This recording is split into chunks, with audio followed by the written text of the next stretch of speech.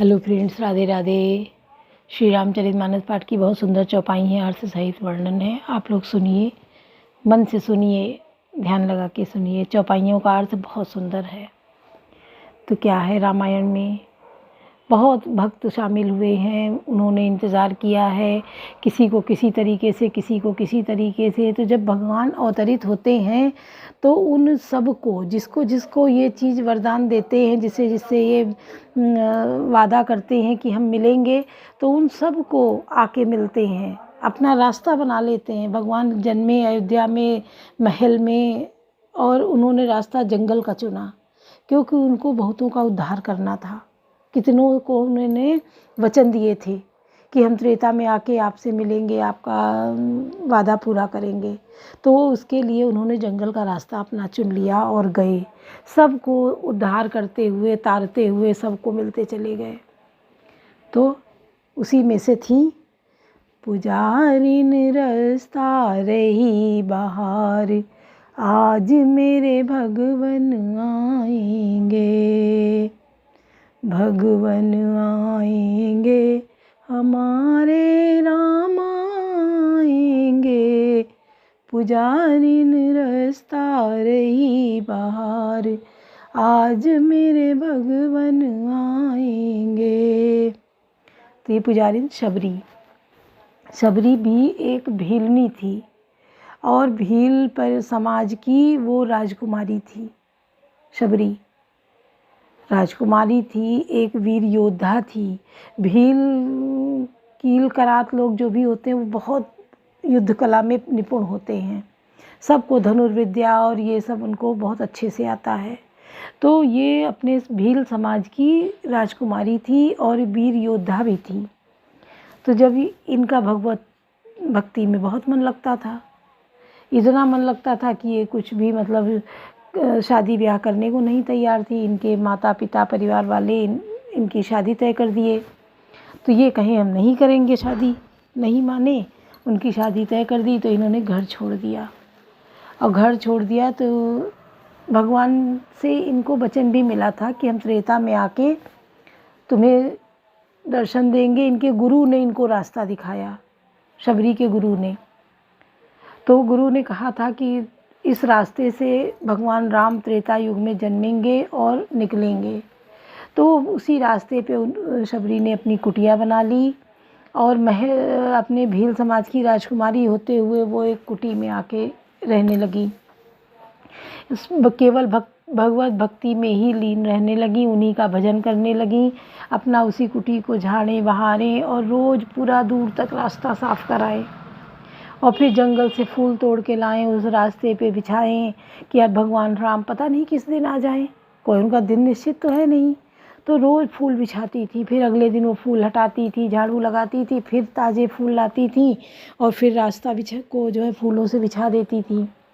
बेर तोड़ के लाती थी, फल जंगल के जो भी मिलते थे वो तोड़ तोड़ के ले आती थी, और रखती थी कि भगवान आएंगे, उनको भोग लगाने के लिए हम देंगे।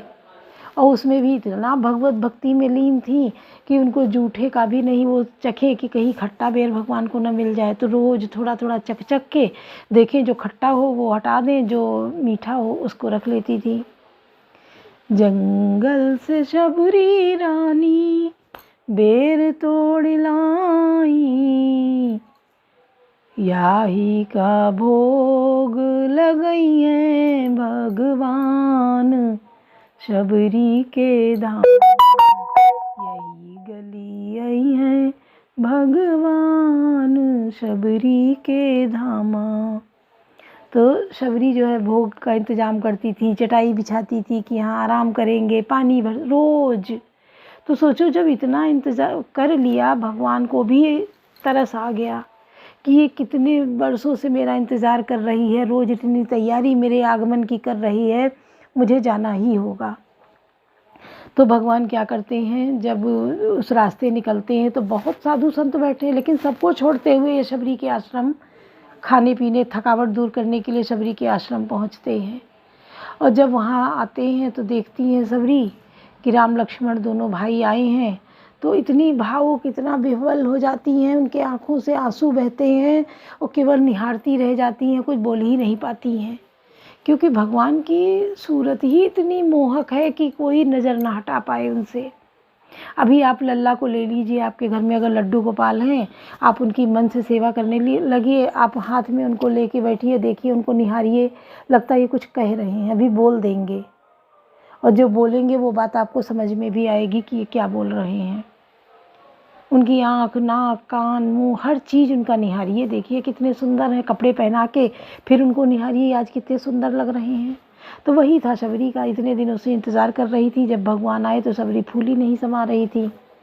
जल्दी से बैठी, उनके पैर धोए, पोछे, पानी ला के रखी, बेर ला के रखी, खाने को दिया। तो भगवान ने क्या किया, लक्ष्मण जी देखे जो तो उसमें थोड़ा सा कटा हुआ जूठा बेर लगे, वो पीछे फेंक दें, खाएं नहीं। राम जी प्यार को देखे कि इसने कितने प्यार से ये बेर हमारे लिए चुन चुन के लाई है और रखी है। राम जी बड़े प्रेम से वो बेर खाने लगे। लक्ष्मण जी देख रहे हैं कि भैया ये जूठा बेर है, इशारा करते हैं, पर राम जी बड़े मगन होके खा रहे हैं, बड़ा उसमें स्वाद ले रहे हैं। और लक्ष्मण जी उस बेर को पीछे अपने मुंह तक लाते हैं और पीछे फेंक देते हैं। तो होता क्या है कि शबरी को उसी समय जब चलते हैं तो उसको अपने धाम में जगह देते हैं। शबरी सीधा चली जाती है परम धाम को, फिर भगवान चले जाते हैं। सारा कुछ, फिर लड़ाई युद्ध होता है और युद्ध में राम विजयी होते हैं, रावण मारा जाता है। उसमें युद्ध में जब लक्ष्मण को मूर्छा आती है मेघनाथ के द्वारा, लक्ष्मण जी मूर्छित हो जाते हैं, तो उनके लिए सुसेन वैद्य संजीवनी बूटी मंगवाते हैं। तो संजीवनी बूटी पता है कौन थी, यही बेर थे। श्रृंगवेरपुर में होके निकले थे, तो पहाड़ पे शबरी का आश्रम था, तो बेर जो फेंके थे वही संजीवनी बूटी बन गए थे। तो जब हनुमान जी पूरा पहाड़ ही उठा ले गए, कहते संजीवनी बूटी क्या, आज भी अगर आप लोग जाएं देखें, संजीवनी बूटी जो होती है वो रात में चमकती है, झिलमिल झिलमिल झिलमिल झिलमिल रोशनी होती है संजीवनी बूटी में। तो जब हनुमान जी नहीं पहुंचे तो वो पूरा पर्वत ही उठा ले गए, और वही बेर संजीवनी बूटी बने। उसके प्यार को लक्ष्मण जी ने ठुकरा दिया था, इसलिए वही उनके प्राणदायी बने, जीवन दान मिला उन्हीं बेरों के द्वारा, वही संजीवनी बूटी बन गए उनके लिए और उनके प्राण वापस आए।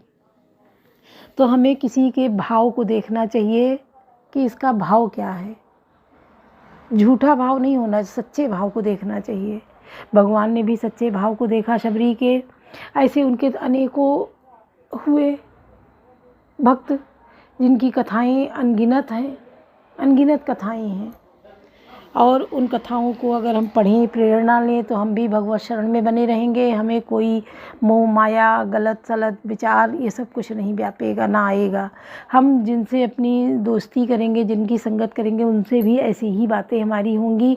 उनका भी जीवन हम बदल जाएगा इन बातों से। वो भी इन्हीं बातों की चर्चा करना शुरू कर देंगे अपने घर में, अपने लोगों से। तो इसी तरह हमारा समाज परिवर्तन होगा, हम लोग सनातन से जुड़ के सनातनी बन जाएंगे, और कल की अवतार में हमारी जो आगे आने वाली पीढ़ियां हैं वो अजर अमर रहेंगी, भगवान के दर्शन भी करेंगी और सतयुग में प्रवेश भी करेंगी। हमारा जो परिवार कुल है वो सतयुग में भी चलता रहेगा, अंत नहीं होगा। और जो पापी दुरात्मा हैं इनका कलयुग में अंत हो जाएगा, परिवार का, कुल का नाश हो जाएगा, ये रही ही नहीं जाएंगे कुछ कहने लायक, बोलने लायक। तो हमें भगवत शरण में रहना चाहिए, क्योंकि इसमें आत्मा को संतुष्टि मिलती है। आप करके तो देखें, पूजा आप मंदिर जाते हैं, समय नहीं मिलता है जल्दी जल्दी, और जब जाके करना शुरू करते हैं तो मन करता है यहाँ से उठे ना, हम बैठे रहें यहीं भगवान के पास, उनको देखो, निहारते रहो। आरती, पूजा, सुगंध, कपूर जलाइए घर में, एक बार ज़रूर देसी घी का दीपक,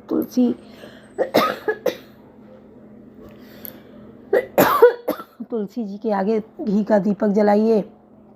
एक अलग ऊर्जा आती है तुलसी जी से। वो पौधा ही ऐसा है कि वो संजीवनी रूपी पौधा है कि उसके पास जब आप घी का दीपक जला देते हैं तो वो और पूरी तरीके से पॉजिटिव ऊर्जा आपके यहाँ आने लगती है। और ज़्यादातर तुलसी जी का पौधा जो होता है वो दरवाजे गेट के पास होता है, आंगन में होता है आपके। तो वो गेट से नेगेटिव ऊर्जा को बाहर ही रख देता है। आंगन से भी पॉजिटिव ऊर्जा का संचार होता है, जो आपके पूरे घर में वो ऊर्जा प्रवाहित होती है और उससे हमारे रोग बीमारियां दूर होते हैं, हमारी सोच बदलती है, हमारा डिप्रेशन कम होता है, नहीं होता है, बल्कि बिल्कुल डिप्रेशन आता ही नहीं है। अगर कोई डिप्रेशन में है तो उसके आसपास तुलसी जी का पौधा गमला रखिए और ज़्यादातर वो घी का दीपक जला के रखे और वहीं बैठने की कोशिश करें तुलसी जी के पास। सुबह शाम धूप में बैठे और तुलसी जी के पास बैठने की कोशिश करें, उसका डिप्रेशन चला जाएगा। तो हमें ज़्यादा से ज़्यादा अपने परिवार को, अपनों को भगवत भक्ति में लगाना है, क्योंकि हम लोग कट्टर हिंदू हैं। मुग़लों के समय में जो धर्म परिवर्तन कराया गया था, पर हमारे पूर्वजों ने नहीं किया। सोचो हम कितने कट्टर हिंदुओं की संतान हैं, जो आज भी हम हिंदू हैं। तो हर हिंदू को अपने पे इस बात का गर्व करना चाहिए कि हमारे पूर्वज कितने अच्छे थे। अगर उन्होंने इतनी कट्टरता के साथ मुग़लों का सामना किया और अपने धर्म के साथ जुड़े रहे, तो आज हम अपने धर्म को क्यों न बचाएं, क्यों न जुड़े रहें। तो सुनिए। जगमाई जो नहीं हुई तात तुम पाई, लता भवंते प्रगट भे ते अवसर दो भाई, जिन निकसे जन जुग विमल विदु जलद पटल बिल गाई, कवन कार्य कठिन जगमाई जो नहीं हुई तात तुम पाई। उसी समय दोनों भाई लता मंडप कुंज में ऐसे प्रकट हुए मानो दो निर्मल चंद्रमा बादलों के पर्दे को हटाकर निकले हों। शोभा से वो सुभग दो वीरा, नील पीत जल जाब शरीरा, मोर पंख सिर सोहतनी के गुच्छ बीच बीच कुसुम कली गे। दोनों सुंदर भाई, शोभा की सीमा है, उनके शरीर की आभा नीले और पीले कमल की सी है, सिर पर सुंदर मोर पंख सुशोभित है, उनके बीच बीच में फूलों की कलियों के गुच्छे लगे हैं। भाल तिलक श्रम बिंदु सुहाए, श्रवण सुभग भूषण छबिछाए, विकट भ्रकुटी कच घूंघरवारे, नव सरोज लोचन रत्नारे। माथे पर तिलक और पसीने की बूंदें शोभायमान है, कानों में सुंदर भूषणों की छबिछाई है, टेढ़ी भौंगी और घुंघराले बाल है, नए लाल कमल के समान रत्नारे लाल नेत्र हैं। चारु चिबुक नासिका कपोला, हास विलास लेत मन मोहला, मुख छब कहीं न जाई मोहि पाई, जो भी लोग बहु काम ल जाई। थोड़ी नाक और गाल बड़ी सुंदर है और हंसी की शोभा मन को मोल लिए लेती है। मुख की छवि तो कुछ से कहीं भी नहीं जाती, जिसे देखकर बहुत से कामदेव लजा जाते हैं। उर्मनिमाल कंबुगल गिरिवा, काम कलब कर भुजबल सीमा, सुमन समेत वाम कर दोना, सावर सुअर सखी सुटिलोना। वक्ष स्थल पर मणियों की माला है, शंख के सुंदर गला है, कामदेव के हाथी के बच्चे की सूंड के समान उतार चढ़ाव वाली एवं कोमल भुजाएं हैं, जो बल की सीमा है, जिसके बाएं हाथ में फूलों सहित दोना है। हे सखी व सांवला कुंवर तो बहुत ही सलोना है, कमन सुकाज कठिन जगमाही, जो नहीं हुई तात तुम पाई। के हरि कटिपट पीत धर, सुषमाशील निधान, देखी भानुकुल भूषण नहीं, बिसरा सके न पान, कमन सुकाज कठिन जगमाही, जो नहीं हुई तात तुम पाई। सिंह की सी पतली लचीली कमर वाली पीताम्बर धारण किए हुए शोभा और शील के भंडार, सूर्य कुल के भूषण श्री रामचंद्र जी को देखकर सखियां अपने आप को भूल गईं। धर धीरज जो एक आली सयानी, सीतासन बोली गई पानी, बोहरी गौरी कर ध्यान करे हु, भूप किशोर देखी किन ले हु। एक चतुर सखी धीरज धरकर हाथ पकड़कर सीता जी बोली, गिरजा जी का ध्यान फिर कर लेना, इस समय राजकुमार को क्यों नहीं देख लेती। सकुच सी तब नयन उगारे, सन्मुख दो रघु सिंह निहारे, नख सिख देखी राम कह शोभा, सुमेर पिता पनु मनु अति शोभा। तब सीता जी ने सकुचाकर नेत्र खोले और रघुकुल के दोनों सिंहों को अपने सामने खड़े देखा। नख से सिखा तक श्री राम जी की शोभा देखकर और फिर पिता का प्रण याद करके उनका मन बहुत क्षुब्ध हो गया। पर बस सकिन लकी जब सीता भयो गौर, सब कहीं सभीता पुण्य पाऊ पुण्याऊ भी यही बेरिया काली, हंस कही मन भी हंसी एक आली। जब सखियों ने सीता जी को परवश प्रेम के बस देखा, तब वह भयभीत होकर कहने लगी, बड़ी देर हो गई, अब चलना चाहिए, कल इसी समय फिर आएंगी। ऐसा कहकर एक सखी मन में हंसी। गूढ़ गिरा सुनिसिय सकुचानी, भयो विलम्ब मातु भय मानी, धर बड़ी धीर राम और आने, प्रिय अपन पौ पितु बस जानी। सखी को यह रहस्यमयी भरी वाणी सुनकर सीता जी सकुचा गई। देर हो गई, जान उन्हें माता का भय लगा। बहुत धीरज धरकर वे श्री रामचंद्र जी को हृदय में ले आई और उनका ध्यान करती रही। वही अपने को पिता के अधीन जानकर लौट चली। कवन सुकाज कठिन जगमाही, जो नहीं हुई तात तुम पाई।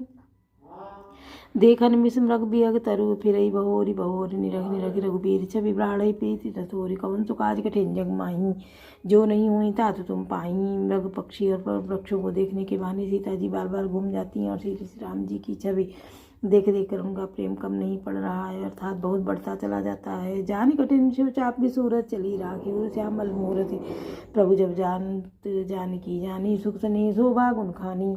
शिवजी ने धनुष की कठोर जानकर वे विसूरती मन में विलाप करती हुई हृदय में श्री राम जी की सामरी मूर्ति को रखकर चली। शिवजी की धनुष की कठोरता का स्मरण आने से उन्हें चिंता होती थी कि ये सुकुमार रघुनाथ जी उसे कैसे तोड़ेंगे। पिता के प्रण को स्मृत से उनके हृदय में छू ही इसलिए मन में विलाप करने लगी। प्रेमवश ऐश्वर्य की विस्मृति हो जाने से ऐसा हुआ। फिर भगवान के बल का स्मरण करते हुए हर्षित हो गई और सामरी छवि को हृदय में धारण करके चली गई। प्रभु श्री राम जी जब सुख स्नेह शोभा और गुणों की खान श्री जानकी जी को जाती हुई परम प्रेम में मृदु मसिकीनी, चारु चित्र बीती लिख लीनी, गई भवानी भवन भौरी, बंदी चरण बोली कर जोरी। तब परम प्रेम को कोमल स्याही बनाकर उनके स्वरूप को अपने सुंदर चित्र रूपी भित्ति पर चित्रित कर लिया। सीता जी पुनः भवानी जी के मंदिर में गई और उनके चरणों की वंदना करके हाथ जोड़कर बोली, जय जय गिरिवर राज किशोरी, जय महेश मुखचंद चकोरी, जय गजवदन सुरानन माता, जगत जनंदा बिंदु गाता। हे श्रेष्ठ पार्वती की राजा हिमांचल की पुत्री पार्वती, आपकी जय हो जय हो। हे महादेव के मुख रूपी चंद्रमा की ओर टकटकी लगाकर देखने वाली चकोरी, आपकी जय हो। हे हाथी के मुख वाले गणेश जी और 6 मुख वाले स्वामी कार्तिकेय जी की माता, हे जगत जननी, हे बिजली की सी कांति युक्त शरीर वाली, आपकी जय हो। नहीं तो आदि मध्य अवसाना, अमित प्रभाव भेद नहीं जाना, भव भव विभव परा भवकारिन, विश्व विमोहन सुबस बिहारिन। आपका ना आदि है न मध्य है और ना अंत है, आपके असीम प्रभाव को भेद भी नहीं जानते। आप संसार को उत्पन्न पालन और नाश करने वाली हैं, विश्व को मोहित करने वाली और स्वतंत्र रूप से विहार करने वाली हैं। कवन सुकाज कठिन जग माही, जो नहीं होई तात तुम पाही। पति देवता सुतीय महु, मातुरतम तव रेख, महिमा मित न सकहीं कही कह सहज शारदा शेष। कवन सुकाज कठिन जग माही, जो नहीं होई तात तुम पाही। पति को इष्ट देव मानने वाली श्रेष्ठ नारियों में हे माता, आपकी प्रथम गणना है। आपकी अपार महिमा को हजारों सरस्वती और शेष जी भी नहीं कह सकते। बोलो सियावर रामचंद्र की जय, पवन सुत हनुमान की जय, लाडले लखन लाल की जय।